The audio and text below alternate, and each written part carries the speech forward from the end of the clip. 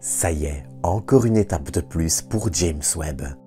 Ce 19 janvier, dans la matinée, on apprenait qu'il venait de déployer ses miroirs. Et là, alors même que l'épisode n'a pas encore commencé et que je n'ai pas encore parlé de ses cibles, je me dois de préciser un point. Il ne faut en effet confondre en aucun cas le déploiement des miroirs de Webb et leur alignement. Pour la première étape, le déploiement, ceux-ci vont simplement sortir de leur emplacement de lancement. Les 18 segments se sont ainsi avancés de 12,5 mm à partir du 12 janvier.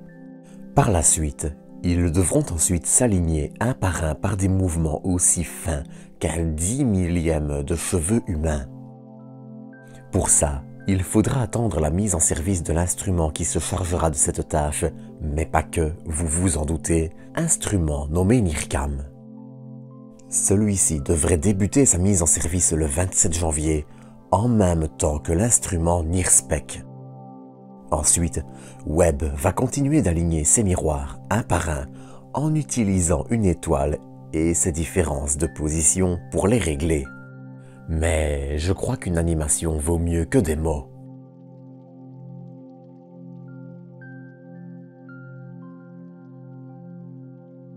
Fin février ou mi-mars, l'alignement devrait être terminé et laisser place à la mise en route des autres instruments et leurs premiers essais avant un début des opérations courant juin normalement.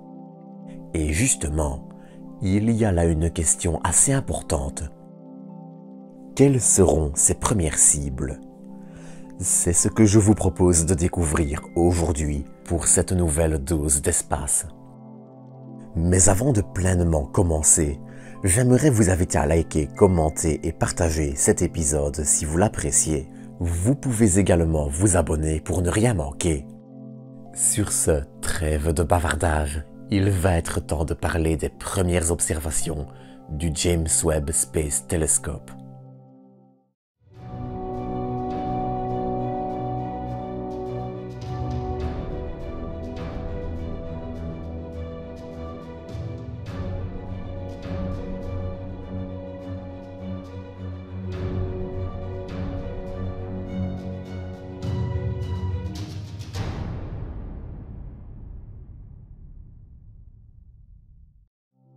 Il va falloir d'abord éclaircir un point. S'il y a plusieurs candidats, tous très intéressants et dont on va parler dans quelques instants, on ne sait, à l'heure actuelle, pas quelle sera la toute première cible du télescope. Et il ne faut pas non plus confondre première cible et premières images. Des images de différentes étoiles, probablement floues et moches, il en prendra tout plein à partir de la mise en service de NIRCam, à des fins de calibration des miroirs. Mais il ne faut pas non plus s'attendre à grand-chose de ce côté, et à l'heure actuelle, on ne sait pas encore si elles seront publiées.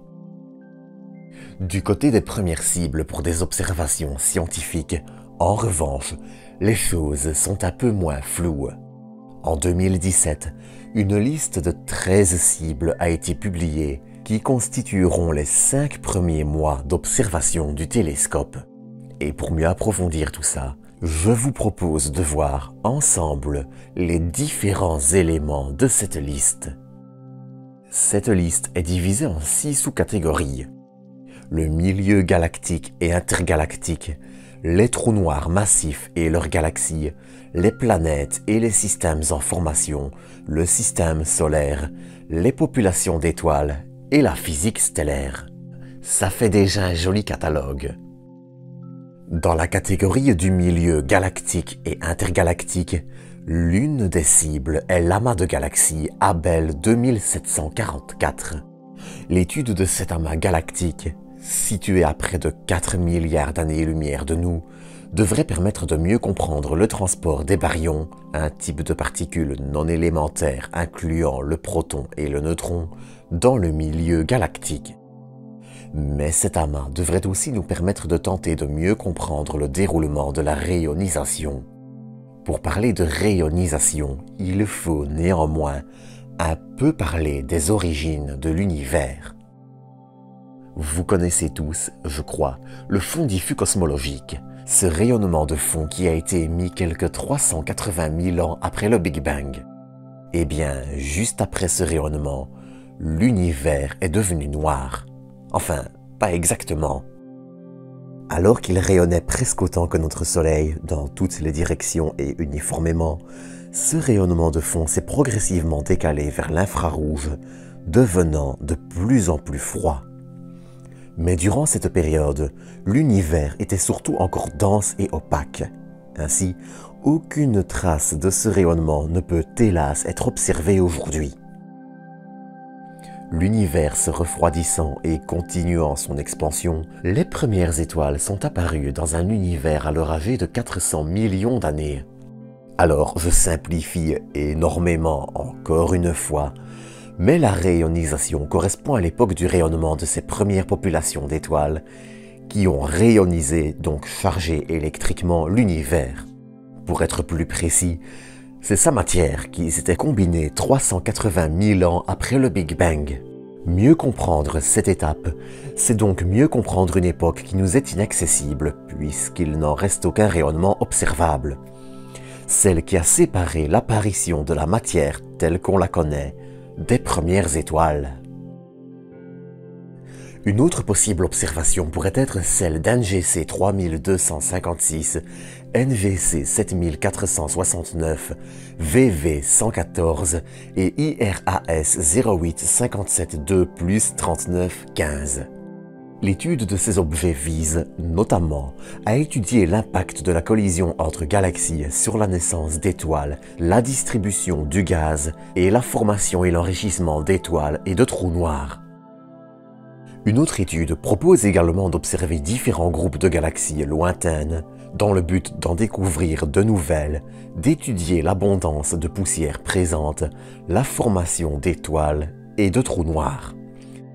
Enfin, une dernière propose d'utiliser les lentilles gravitationnelles. Pour rappel, et pour rester dans le simple, une lentille gravitationnelle est le résultat de la déviation de la lumière émise par un objet par un autre objet, massif, situé entre l'objet de fond, dont la lumière est déviée, et l'observateur. Comme avec une lentille classique, l'objet de fond est ainsi amplifié et plus facile à observer. En utilisant ce type d'objet, l'objectif serait d'observer la naissance et les diversités de populations d'étoiles dans des galaxies lointaines, et donc plus jeunes, les conditions autour de ces étoiles en formation, et enfin les différences dans l'abondance des populations de jeunes étoiles et d'étoiles plus âgées. Enfin, du côté des trous noirs, et même s'il m'a été impossible de trouver des cibles précises, Webb devrait permettre de bien plus facilement étudier le milieu qui les entoure, et donc aussi les interactions entre le milieu et le trou noir. Grâce à ces spectroscopes, il permettra de mieux en connaître la composition, mais il pourra aussi, de façon générale, en étudier l'échauffement et les différents phénomènes qui s'y produisent. Et pas que dans les disques d'accrétion, je précise. L'objectif, avec les premières observations, sera surtout de tester les limites de Webb dans différents domaines, et pas que les trous noirs d'ailleurs.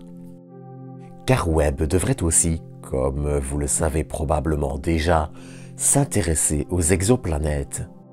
Pour ça, 2 premières observations devraient également avoir lieu. Mais là aussi, impossible de trouver le nom des cibles.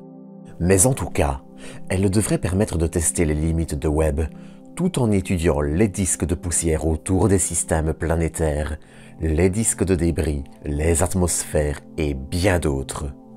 Mais une autre catégorie où James Webb devrait aussi se démarquer, c'est dans l'observation de notre système solaire. Dans ce but, il y a aussi tout un programme d'observation dédié à Jupiter qui servira, encore une fois, à en démontrer les capacités pour d'autres cibles. Pour ça, il devrait notamment tenter d'observer les anneaux joviens qui, bien qu'ils soient plus petits que ceux de Saturne et quasiment imperceptibles à beaucoup d'instruments, restent encore un petit mystère.